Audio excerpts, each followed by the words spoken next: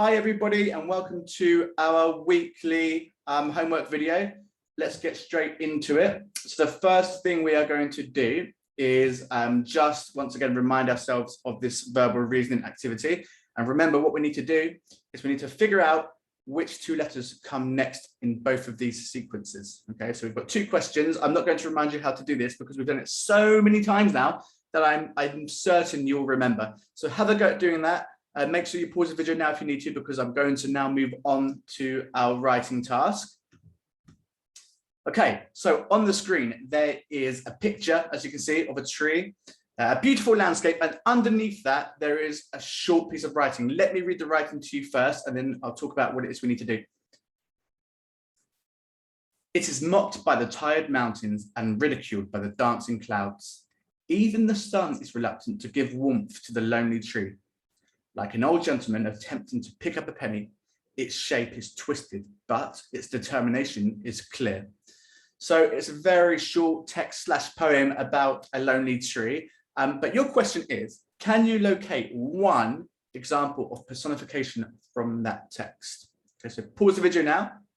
When you've done that, the next question is, can you locate one example of a simile? So pause the video now.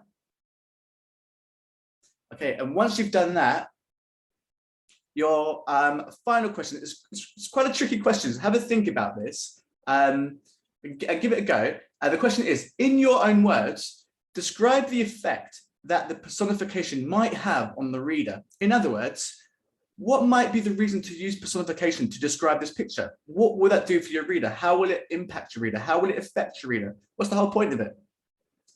Okay. So pause the video now and answer that question. Okay, so now it's your turn. So the last picture was called the lonely tree. This picture, we've got the happy cloud. And my question for you is, do you think you can write a short text, a little bit like the one that you've just read, about a happy cloud, but you need to use at least one case of personification and one case of simile. You can use more if you think you can, but it's only a short piece of text, so just try to get those both in, one of each, and that would be amazing. Okay, so pause the video now and do that, because now we're moving on to our angles questions. Okay, so I've got 4 sentences here. I'm going to count down from 3. When I've counted down from 3, pause the video and see if you can fill in those gaps, and then after that I'm going to tell you the answer and I want to see if you're correct. So pause the video, 3, 2, 1. Okay, so let's read through the sentences. A and triangle is a triangle that has 3 unique lengths and angles. So which sort of triangle has 3 unique lengths and angles? Of course, the answer is going to be, let me write it, scalene. The next sentence, A and triangle is a triangle in which all of its angles are identical. Of course, this type of triangle is an equilateral triangle. Next sentence, A and triangle is a triangle in which 2 of its sides are identical. And this type of triangle is an isosceles. I hope I spelled that correctly. And then the final sentence is A and triangle has one angle which measures 90 degrees. And we call this a right triangle or a right angle triangle. Either of those is fine. So hopefully you got all 4 of those correct. If you didn't, have another read through the sentences and try your best to remember the definitions of each of those triangles. All right, so we're on to the final stage now, the last part of the video.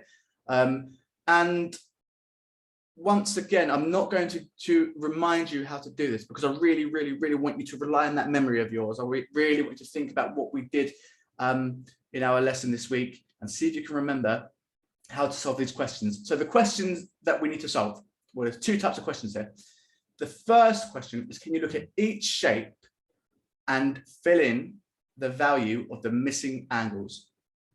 Okay, so have a look at each shape and any angle that doesn't have a measurement, put that measurement in. But also the second part is, can you name that type of shape? Can you name that type of triangle? So for example, look at shape 1 first. Can you tell me what are the 2 missing angles? So there's one there and there's one there. And what is the name of this shape? And do the same for all 4 shapes, all 4 triangles. Okay, so thank you very much for watching. You might want to pause the video now because I'm about to end the video, and see you soon. Bye.